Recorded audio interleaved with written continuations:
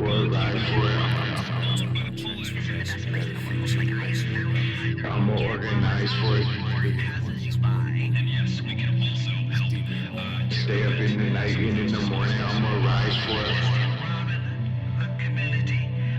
Heart for it, mind for it, ears for it, eyes for it, peace and a place on this earth for me and mine for it, work for it, ride for it, I'ma organize for it, stay up in the night and in the morning, I'ma rise for it, heart for it, mind for it, ears for it, eyes for it, peace and a place on this earth for me and mine for it.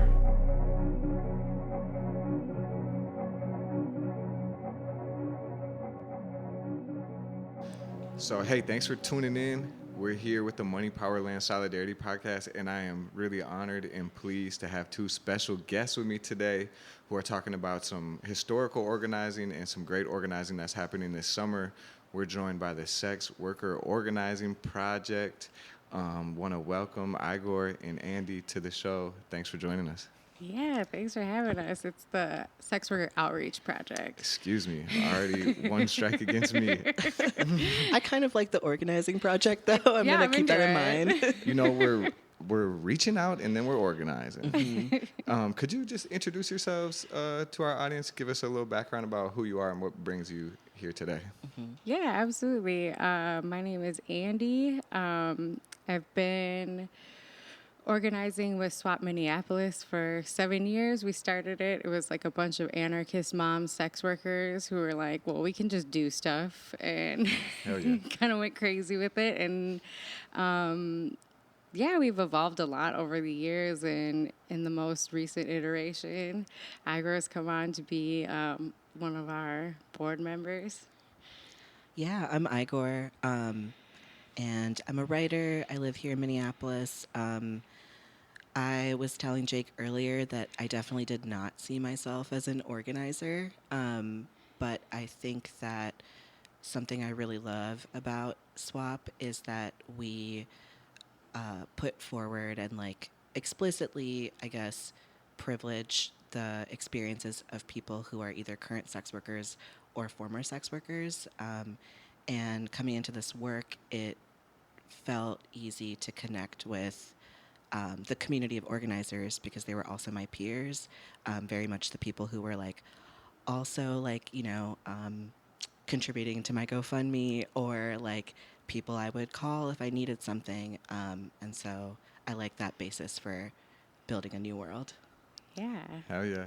Can you tell us a little bit about this sex worker outreach project, like nationally as an organization? And then Andi, you spoke on it a little bit, but you know, how does the local chapter relate to the national organization? Yeah, for sure. So the National Org is the largest organization that represents people in the sex trade, and there's a lot of good and bad that comes with that, but it really it provides this structural support for chapters to do whatever they want. Like we have very low requirements from SWOP USA about what it means to be a SWOP and how to serve our community. And I've never run into a situation where they told me no about anything. Like every idea I had, everything I've ever wanted to do, it was like support of how to get that done, which is super cool. And yeah, like I said, the Minneapolis chapter started out as a bunch of anarchist moms who were sex workers and has evolved a whole lot, a bunch of times. But one of the main things we do every year is we have December 17th. That was something that was started by SWOP USA, I think in the 80s, to honor the victims of the Green River Killer, who was a serial killer who murdered sex workers because he knew he could get away with it. Damn. Yeah, and so we have December 17th. It's International Day to End Violence Against Sex Workers, and we read the names of everybody who was lost every year. And I didn't mean to start the show off so heavy, but no, it's real life. And that's like the big thing for us too, is like if we don't honor our community members, nobody will, and we get lost to history. Yeah. And there's not a lot of December 17th that go by that you don't know somebody personally on that list. So it's always hard, and it's such a strength of community to be held, like Aegor was saying, to be held by the people that are really in this struggle with you. Yeah. So beyond that December 17th, marking that, day of protection and recognizing sex workers who have been killed and had violence committed against them. What else do you all do? What other type of work and outreach do you all do? Yeah. Oh yeah, all kinds of stuff. I guess I'll start with a little bit and probably pass to Andy because even when I list everything, I inevitably forget things. We definitely do a lot of political education. So whether that is for sex working community, a couple of years ago, there was a kind of know your rights training during the Super Bowl when the Super Bowl was in Oh Minneapolis. yeah. So that like definitely in-group political education and a ton of like outer community political education. And so that happens, sometimes at community events just by being visible figures in SWOP. I think that even the fact of our visibility means a lot. And there are inevitably like a lot of needs that we can't meet. But just existing as a SWOP here, there are sex workers all the time who also, like, depending on where you are in the industry, you may not have access to community. A lot of sex workers work alone and obviously face high rates of violence because of that. So just being kind of a visible space where people could message and connect with us. And I'll pass more to Yeah, Andy. I was just gonna say, like, off that too, the visibility thing is so crazy because I've been a sex worker for almost 20 years now. You all know I'm not good at math with the years and stuff, but and I've been organizing with SWOP for 7 years, and I've been out publicly as a sex worker for like maybe 2 years. Okay. It's Yeah. it's not easy to be out there. Like, it comes at a huge risk, and I think definitely, like, so many conversations are like, oh, I've never met a sex worker before. I didn't know sex workers were people like you and stuff like Yeah. that. It's like just being out and visible is a huge education to the community. But we also do outreach every week, and our big outreach event is always at PB Park on Fridays. We're always there from 6 to 8, and we just feed the community and give out harm reduction supplies. And Hell yeah. yeah, whatever we don't give out there, we bring around to the encampments and stuff. And, we have like condoms and safe using kits and all that kind of good stuff. And to like offset like our counterbalance to December 17th, we usually have like a party or a rally or a march or something in the summertime, something Awesome. celebratory. Hell yeah. Yeah, June 2nd is International Whores Day. And we always like have the best party for that. Hey, we're turning up June 2nd. Awesome. Also, what I've learned is that you all also do some serious political work and, work in the realm of public policy as well as the direct harm reduction work that you're doing and community building. Can you talk about the recent victory that SWOP won with the adult entertainment ordinance in Minneapolis? What was that campaign like? What were the issues that you all were organizing around, and what did that ordinance change? That campaign was amazing. That came out of that Super Bowl era. There's always, whenever there's a Super Bowl or Olympics or anything like that, there's this rhetoric around like trafficking increases by 8 million%, and Right. like these crazy numbers that don't make any sense. And even like the most highly regarded organization on human trafficking says that that's not true. So we were basically trying to get the message out, like, no, this does not increase trafficking, but your crackdowns on the trafficking actually really harmful to sex workers. So it came out of that. And then it just was like, I don't know, in a lot of ways, like, it's kind of just our time. Like, in a lot of, like, in the past, like, the movement and elected stuff, like, haven't really been accepting of us. So we were, like, ready to bang the door down and be like, we're here. We're like, we're going to fight everybody about everything. And they were like, oh, no, we're really interested in your opinion. Please sit down at the table. We were, like, really accepted. And, so we spent, like, a year and a half working with city council and everybody.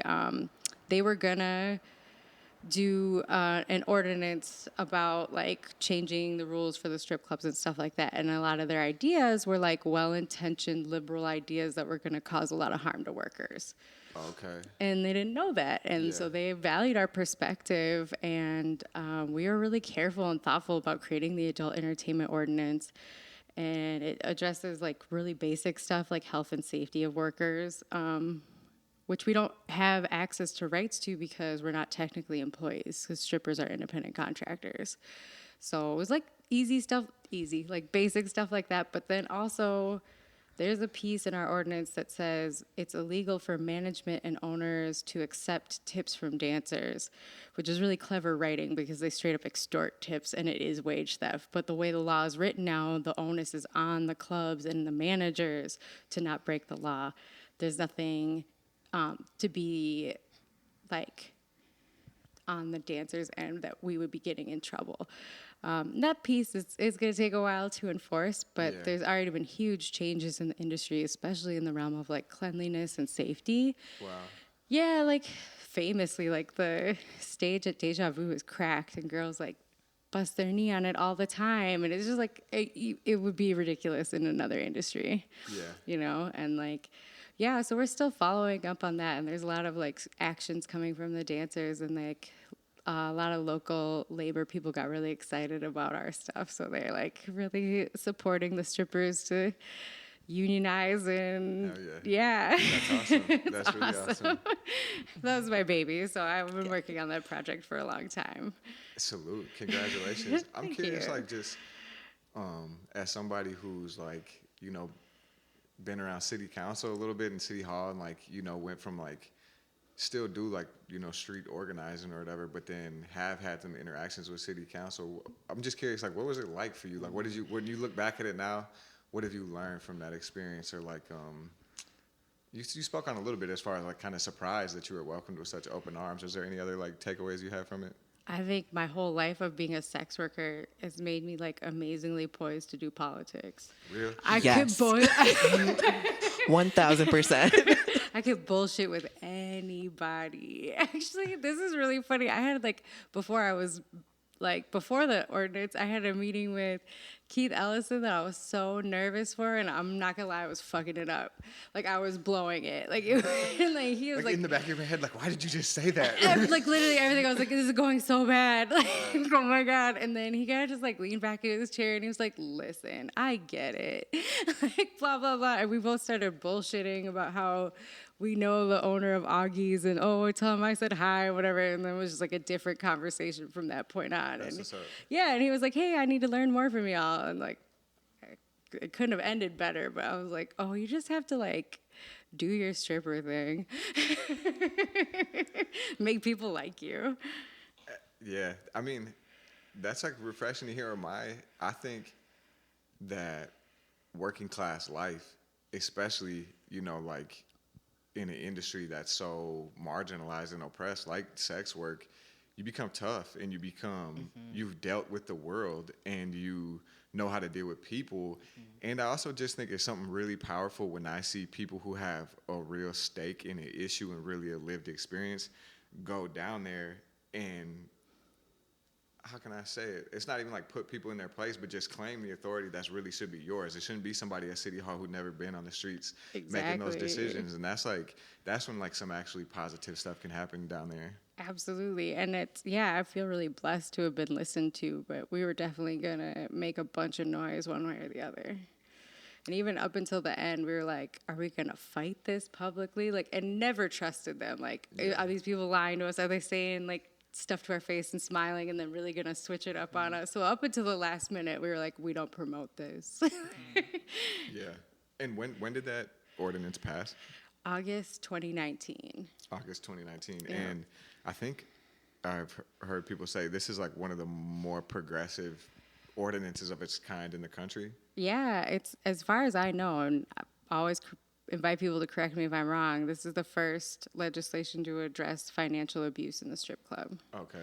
And a lot of it is, I know we're going to talk about it more, but like a lot of it is like this rhetoric around ending traffic or like only about safety and like, that rhetoric of looking at like, is someone trafficking you, that being our safety concern. And then when we talk to dancers, their safety concerns were, there's this part of the rug I always trip on. There's these stairs that are broken. It's all we have to use. Like we have regular worker safety concerns, Real shit. That's so important. I think one of the things that's really changed my perspective is just seeing you all visible and having the courage to come out is realizing that you're workers. Simple as that, you know, and like the Literally. language that surrounds the sex trade in America like really tries to hide that fact. And like you say, it's like seen as this taboo or a situation where it's only some type of special exploitation as opposed to like workers, people using their talents, their skills, their time, their labor to make money. And yeah, you all organize like workers to get protections and to end financial abuse. That's really powerful.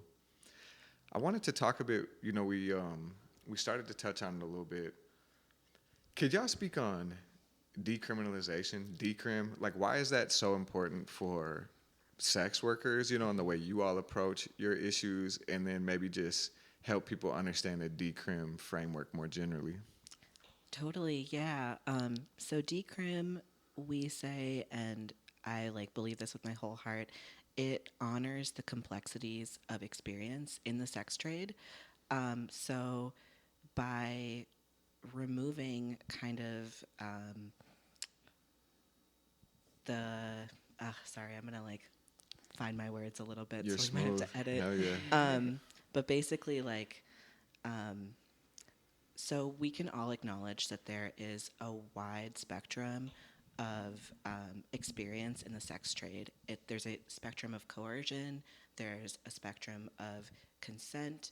However, labeling everything that could fall under commercial sex as criminality, which first of all is like a term for the state. It doesn't actually help us understand our relationship to power or our relationship to violence. I think we totally know, and I think I would consider myself one of them. Sex workers at different points in their experience will say, like, I was trafficked then, I was a sex worker then, you know, or I was coerced by capitalism at all these different times. And the blanket of calling all of these relationships to the market and to power as like the same thing is it's leading to more violence. We see it all the time. I also just want to say that like and this is kind of my party line that Andy hears me say like a million times. There are so many reasons that legalization is not what we're fighting for. One thing that I can name as an example is the legalization of marijuana in this country has led to more white people being able to open businesses, whereas black and brown people who have been criminalized for weed charges, possession charges, are not being allowed to compete in this like so-called free market. So that's kind of exactly what we don't want to see. And stay like incarcerated. Yes. As white people are profiting off of the legal framework. Yeah. Totally. And legalization also, it like puts it puts sex work in the purview of the state, which is like historically like an oppressive and violent force.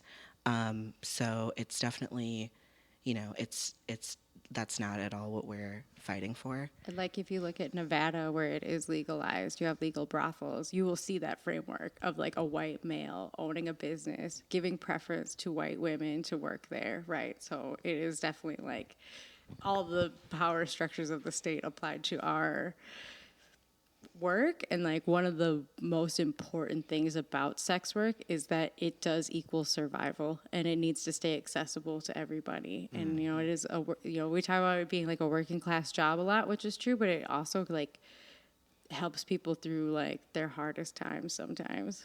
Yeah.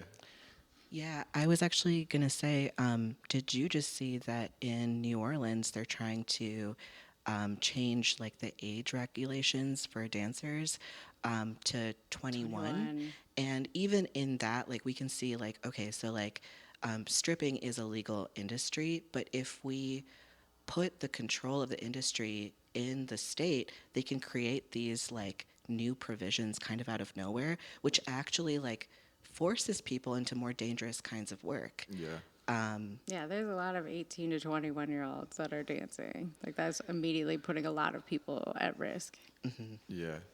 I really appreciate that framework. You know, I heard somebody say one time, and it was like a big wake-up call for me.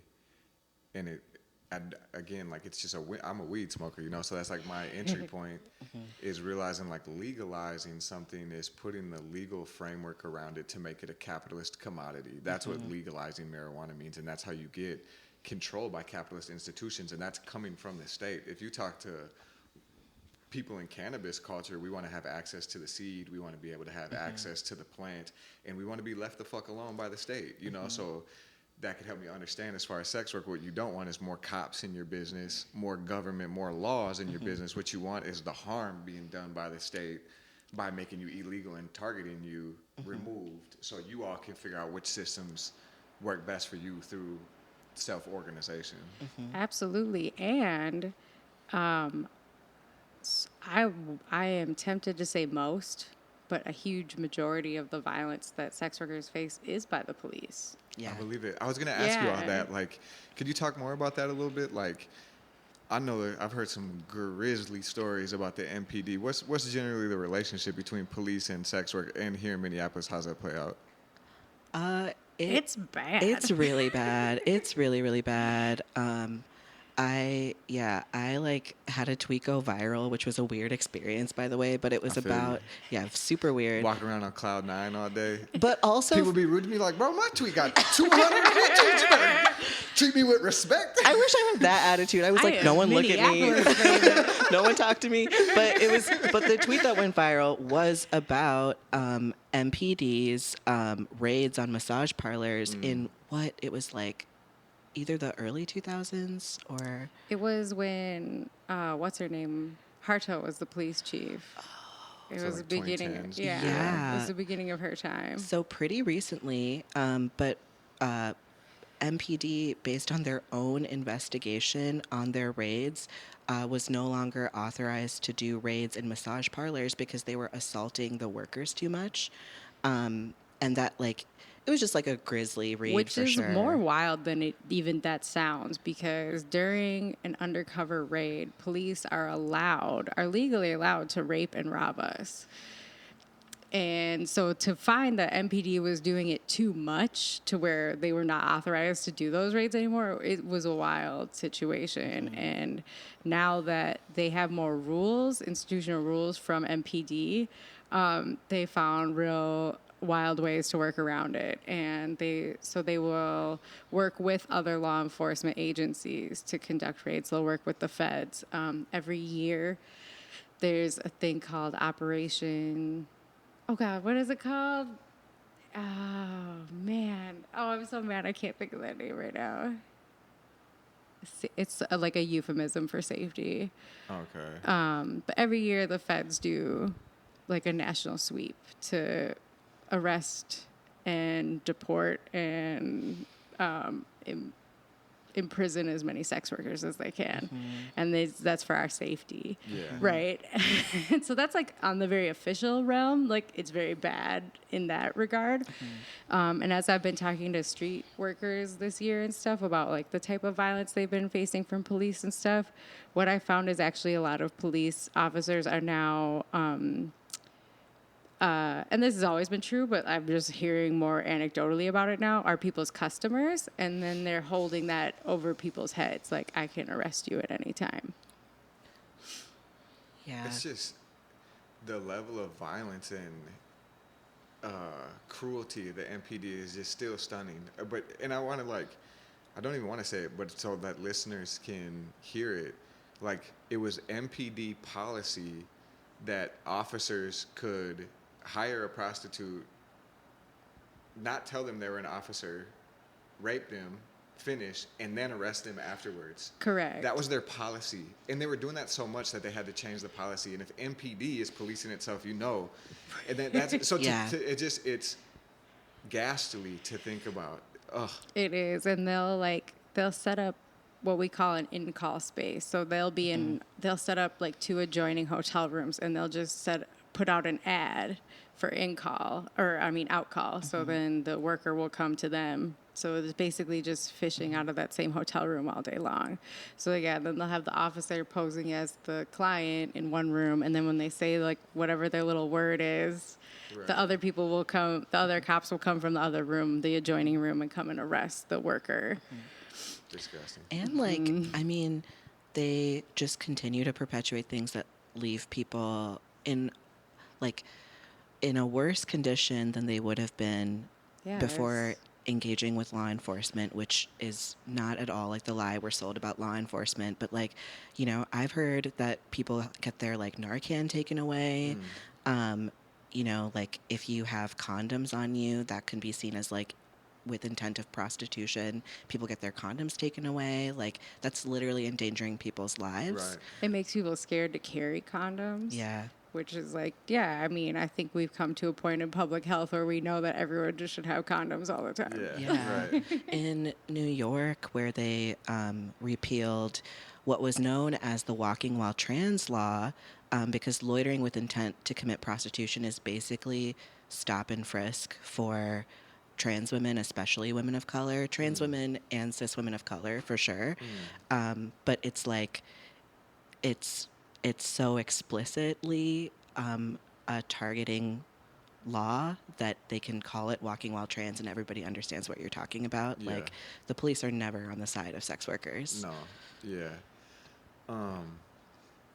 So we talked about, you know, that how the Super Bowl drummed up energy and led to this powerful organizing campaign that led to the passing of the Adult Entertainment Ordinance. You all are gearing up to make another push at City Hall soon, right? And can you talk about like what's on the agenda for this summer and what are the issues that you all are looking at addressing? Absolutely. Yeah, so I touched on it a little bit, but we are introducing a repeal of the Loitering Ordinance this summer. We're super excited, and it feels like it's a long time coming. City Council repealed lurking and spitting in 2015. And prior to that, we're tracing kind of a lineage to the repeal of the 1960s era ordinance that was dancing in the streets. It criminalized dancing in the streets. If that don't sound like some cruel, Yeah. Cruella de Vil ass shit, Literally. dancing in the We were streets illegal? footloose. Literally. Wow. And like as you can imagine in practice, it ended up criminalizing like homeless people Right. and like especially mentally ill homeless people. Yeah. It was like explicitly cruel. With lurking and spitting, they found that like if you're black in Minneapolis, you're almost 9 times more likely to be arrested with that. Lurking is also like one of those intent ordinances, and loitering is pretty much too. Loitering is split into like with intent to commit prostitution, with intent to sell drugs, and so like the discrimination around that is left to the officer, and so as you can imagine, So targets. basically, it's a carte blanche permission to harass anybody you see Yeah. outside. It makes it illegal to be outside if you're trans, black, poor, or otherwise. Literally. Yeah. Drug I using. Right. talked to some young black men who got loitering charges while they were waiting for the train. Yeah. Like on a train platform where you're literally supposed to loiter. So like that's- that's the purpose of that public space. My dad would tell me a story in acknowledging, like, this is like, my dad, I realized, was like a window into my politics. He grew up very working class, poor in Minneapolis. And even with all the privilege of being a white man, I was raised with stories of police brutality in my life. And my dad would tell me that some cops were beating up a black guy. And my dad tried to intervene.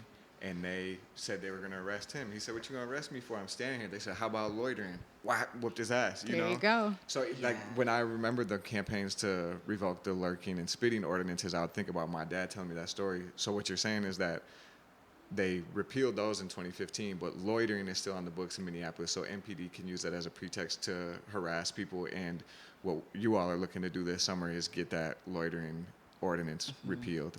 Yeah, Yeah. and there's definitely like a movement in the United States that is gaining a lot of traction.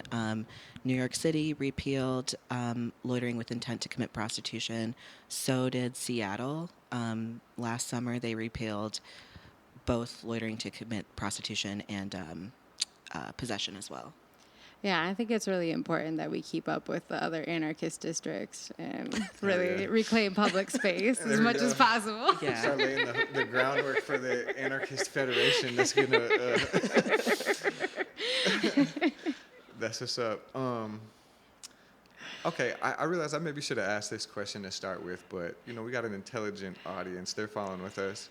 Can we just do a basic definition of terms? Like, what is a sex worker? What fits under that category? Yeah, sex work is an umbrella term that encompasses, and this is like when people ask this question, usually what they mean, like it's strippers, it's porn stars, it's full service sex workers. Any more that you could think of? Oh, yeah. I mean, especially now with the pandemic, we've seen a ton of people online. Right. Yes. Right. Yeah. Yeah, Yeah. absolutely. Yeah, people doing their own thing. Yeah, it encompasses and like people who do like professional dominatrix and submission and all like a whole variety of things. But sex worker is also like a really Charged. yeah, like specifically political term. It was definitely reclaiming that space of I don't identify as a victim. And it was used really purposefully to like build power in the community. And yeah, it is charged and it means a lot to people. Hell yeah. And I think also like, so in the like umbrella of like commercial sex exchange, like that would also include people who are trading sex for a place to live. That might be called something like survival sex work. So we would not put the label sex work or sex worker on somebody. That's sort of something that like you would claim as an identity. I would say like commercial sex exchange is the most neutral term. And then something like prostitute, I would say is like, I think of it as derogatory or like a Me word too. used by the state. Yeah. I recognize that I said it earlier today, and I am learning because I felt a little tinge in the back of my head. Like, so I'm working on that. I appreciate that. Yeah, and I think exactly what you said. It's like it's a legal term. Right, It's a legal right, definition. It's not really right. how people self-identify. Right. Definitely. Yeah, even hearing the word sex worker did that political work on me when I first heard it, because I wasn't raised to hate or discriminate. We knew people in our lives who were sex workers, but I had never heard that term before. So like, even hearing that for me shifted my thinking before I could even express it, I love when a word like makes sense out of like a lot of like a lineage of thoughts you've had. I swear to You're God, like, it's yes, just like that's it. crystallizes something for you. Hell yeah, definitely. So I guess that could lead into this question, acknowledging that I and many others have been indoctrinated with this criminalization of sex workers and the sex trade, and unlearning vocabulary. Is there any other like misconceptions or stereotypes around sex workers that you'd want to clear up for folks? This goes back to something I meant to say in the decrim piece, but the idea that like decrim is a like removal of structure or a removal of support, when actually as sort of like, I feel like we've been circling this point and I just want to say it, like decrim would allow workers to organize and like make claims for power or for resources in the way that they need. Like we're seeing this amazing work with the ordinance here in Minneapolis. Like we want that to exist for full service sex workers, but full service sex workers can't work together in a house because that would be they could be charged with trafficking, which is a felony. And so like that literally prevents sex workers from keeping each other safe. Right. And one of the biggest arguments for these local changes that we're trying to make is that like the national context has become so much more dangerous for sex workers. And something happened a few years back. It was called FOSTA, Fighting Online Sex Trafficking Act. SESTA FOSTA. Yeah. So it was SESTA FOSTA, and then it got passed as FOSTA. So that's like the official name of the law that exists now. And it's cool that you know about it. A lot of people don't know anything about it at all. And I know more like, I don't know much, I know that it was problematic and I know that it criminalized sex workers in a way even further than they were, but that's all I really know. Yeah, and it was really creative and sneaky legislation in that it put the onus of the illegality on the websites and stuff. So that's why Craigslist shut down. That's why the adult section of Craigslist shut down, and Backpage is gone. And I mean, it's to the extent where like the lingerie tag on Instagram is gone. Right. You know what I mean? Like these websites, like these corporations where a lot of our communication is siphoned through, like are now censoring sex workers' livelihoods for sure. Yeah. And public life in general. Hell yeah. livelihood and yeah, I mean, like Backpage was so many people's jobs. Like Right. you could post an ad on Backpage and get calls all night long, and that's gone. So it's huge for people's income, but also like our platforms of communication and how we keep each other safe. You know, Right. like we can't have a bad date list that you just host online. That's illegal now, and like it's so important and vital for us to be able to share the information about who's dangerous. And you know, if we can network with each other, honestly, all we really need is each other to Yeah. be safe. And like it's intentionally trying to keep us apart and isolate us, and that just inherently puts people in way more danger. And I think this is a good segue into the next question because, you know, following a bit this Hester Foster, you realize that there's this paternalism that's used to ram these bills through where people put on a face as if they're there protecting the sex workers, but they're actually criminalizing them further. And a lot of times that work gets done through this canard of human trafficking, you know. Can you all talk about that a little bit? Like, what is the difference between human trafficking and sex work, and how can people have a little bit more literacy about parsing out that, you know, for example, maybe I'll share a story. In, you know, last summer, being in the streets, doing work in the encampments, being at the hotel, the Sheraton that was occupied, a lot of the people who wanted to sick the police on our houseless neighbors we're talking about human trafficking. And of course, nobody wants human trafficking to happen, but I was there on the ground and not seeing human trafficking. I was seeing people work together, but I didn't really feel confident to be able to say, is that trafficking or is that consensual sex work? Could y'all speak on that? Yeah. Totally. Big question that like definitely comes up a lot. So trafficking is defined as like making somebody work through force, fraud, or coercion. I actually looked at that definition again today, and I felt like I was like, my eyes were blurry, and I was just looking at it again, and I was like, oh yeah, so like what the United States does through prisons, you know? Right, Literally. that's what I'm saying. It's kind of like capitalism. You know what I'm saying? It's kind of, yeah. Yeah, it's wild. And like 80% of human trafficking is in agriculture. Wow. However, historically, and this is not a new thing, the microscope is on the sex industry and like on very vulnerable people to sort of put forward often like xenophobic agenda that is not survivor centered at all. So sometimes I get mad about trafficking rhetoric for a ton of reasons, but sometimes I get really mad because it actually prevents survivors of trafficking from getting what they need and actually allying with all people in commercial sex exchange to like make the demands that we do need. And like in the U.S., it's rooted in like the Mann Act of 1910, which made it a felony for interstate transport of women for the purpose of debauchery, whatever that means. Wow. And literally, Bitches can't have fun. I know, first of all, and like, Decriminalize debauchery. and Yes. like the Mann Act too, it was known then also as like the White Slave Traffic Act. So this has always been an explicitly racialized conversation, first of all.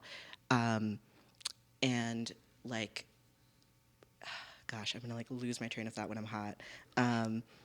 But basically, the like rhetoric of trafficking and the enforcement of trafficking or anti-trafficking is almost like enabled by the conditions that prevent workers from asserting their rights. So if the concern is about, for example, the interstate transport of quote unquote women for debauchery, you would think a better solution to that problem would be to have open borders policies.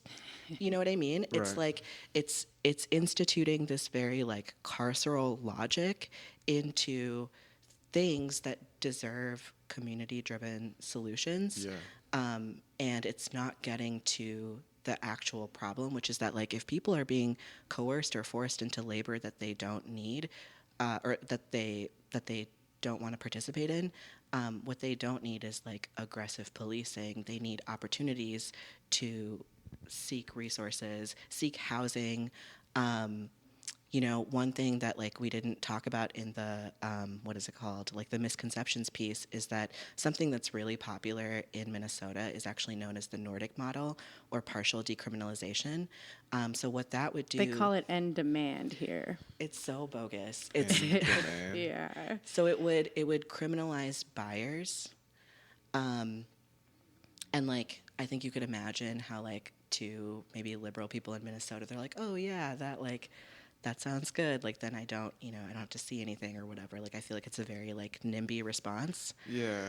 And it seems also rooted in this weird approach to sexuality, as if like if it's a consensual relationship, if you feel more comfortable going to a sex worker, like that shouldn't be a crime, you know? Yeah, like Totally. Yeah. I saw like one website talk about end demand as the entrapment model. Yes. And so that's also what I think about with this kind of aggressive anti-trafficking rhetoric as well, is that it's like siphoning all of our political will into the state, into like continuing to participate in the state being the arbiter of our like living relationships with each other. Yeah. And when you look at countries that do have the Nordic model, you will find like the environment of the sex trade is way more dangerous because the customers then are the one taking the higher risk, so things can be more on their terms, and it just pushes things into that further marginalized space. Like Aegor was saying, it is this very NIMBY thing. It really does serve like homeowners and white people who don't want to see it in their neighborhood or don't want their kids to see this kind of thing going on. So it just pushes things to the margins, and it's always like inherently more dangerous there. And another big thing you see in Nordic model countries is it's just such a carte blanche to attack immigrant sex workers. Yeah. So no Nordic model. It doesn't, it's not an improvement to then like think that like at the point of arrest maybe it'll be the customer as opposed to the worker, but it's still fucking shit up. Well, a lot of times the worker still ends up arrested too. I'd imagine. Yeah, it Yeah. really doesn't work. And another thing they've done here and in other because we almost have the Nordic model here. We have the Nordic model for people under the age of 25. So we have Okay. kind of a hybrid criminalization, partial decrim model, which is interesting. But also like people were promised to get like their record vacated and they'll have their records expunged, and people have not been able to do that. And another workaround they will do is charge workers with trafficking themselves, because under the definition of traffic, it happens a lot, I know. But under the definition, if you aid a worker in any way, then you're trafficking that person. So if you post an ad for yourself, that can be considered trafficking yourself. And I think I told you this before, but under this definition, my roommate is a trafficker because she has given me a ride to work many times. Yeah. She's a very nice lady. A serial trafficker. Yes.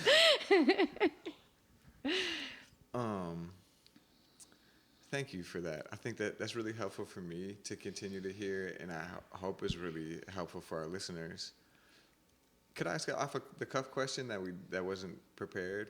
Yeah. But you kind of pointed to it when we were talking before we started recording, Aegor. What's the history of sex work in Minneapolis? Is it like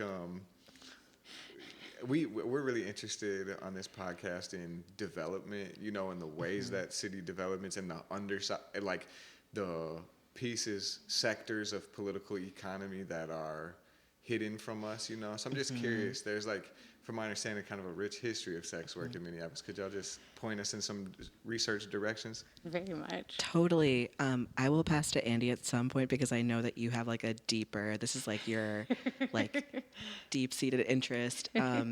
But I do, yeah, I brought this up also to say that like the erasure of sex workers from public life through things like criminalization and stigma also prevent us from like making claims to places that we have built and like funded through our labor, you know? A lot of powerful, dynamic people in that industry. Yeah. Totally. So it's a concerted effort, honestly, to prevent, you know, erotic laborers from like owning land, you know, or whatever, like whatever that, like Yeah, we got to anything put like that. something in other people's names. Like my car's in my dad's name. I can like even just got that super small level. Like we don't get to own things because we're not on paper, you know. So, but yeah, and then you take that throughout the whole history. There's a ton of erasure. But yeah, this is a huge thing for me. I always like to say like Minneapolis wouldn't exist if it wasn't for sex workers. Because, you know, Minneapolis started, the Mill City, the St. Anthony, Maine area was just workers.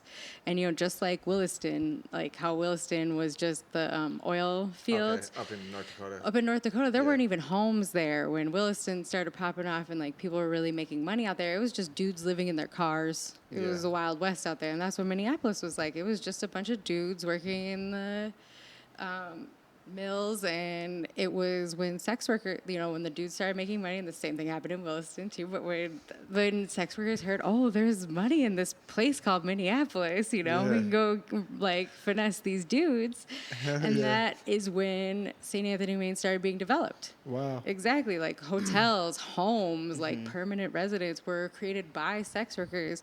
The madams would be charging you your rent and be charging you for your visits with the girls and stuff like that. So it really like it domesticated Minneapolis, and I like to think our touch is on all of this. Money, power, land, solidarity. You know what I'm saying? Notably, and I think this is true everywhere, like it is a racialized history, as you can imagine. Yeah. White women were allowed to be madams. So black women were more likely to be street workers. Yep. And so it's like, and even within sex work organizing, as we've touched on at different points, like where you are in the spectrum of labor determines your survival explicitly. Yeah. And that's built into the city, you know? Yeah, it's built into the city. absolutely. Yeah. Hell yeah. How can folks support you this summer? You know, with like the organizing work that you all are doing, the outreach that you all are doing, or folks are listening and they think, you know, they wanna show their support. How could they do that? All kinds of ways. So I want to promote our event, which I don't know when this is coming out actually, but we're going to have an event on June 4th. Okay. And so that is our big kickoff for our loitering ordinance repeal. It's called Dancing in the Streets. We'll be marching from the adult entertainment district B4 downtown to what we're talking about as like the old whores district in St. Anthony, Maine. It's going to be like a ton of fun. We're going to smash cop car piñatas and just like celebrate the activism that people have done here for a long time. Yeah, and we're also going to have a bunch of public educational panels too, so people can learn more about what we're doing and what we're trying to do, and you could always give us money. How could they do that? Sex workers love money so much. It just makes us so happy. Yeah, PayPal, SWOP Minneapolis, or no, SWOPMPLS at Gmail. Hell yeah. Yeah. Sweet. Well, thank you so much for joining us. I learned a lot, and I just really enjoy your company, talking with you all. June 4th, what time do people meet up? 5 p.m., 5 right p.m. behind Augie's. Right behind Augie's. We're marketing down to the old horse district. Yes. That sounds great. It sounds like a blast. Huge salute and respect to the Sex Worker Outreach Project, Aegor and Andi. Thanks for joining us. Money, power, land, solidarity. We need money, land, solidarity. If you funny, stand very